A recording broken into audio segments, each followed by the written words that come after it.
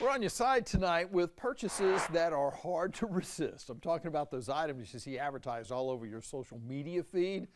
I sure get tons of mine when I'm on the internet, from beauty products, sports gear, music gear, figures, household appliances. It is tempting to give in and impulsively buy something without thinking it through.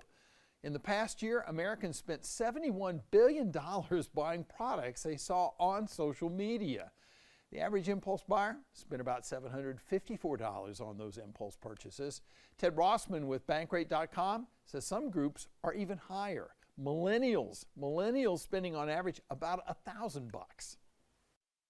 Influencers are definitely part of it. Yeah. And it's so easy. I mean, platforms like Instagram and TikTok, they have e-commerce built right into the platform in some cases where you can just click and buy.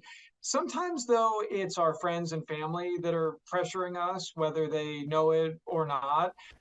And 57% of social media users also said that social media portrays these lifestyles, these advertisements in such an appealing but unrealistic manner, and it's not good for our finances. But Rossman says there are ways to fight back and stop the urge to buy.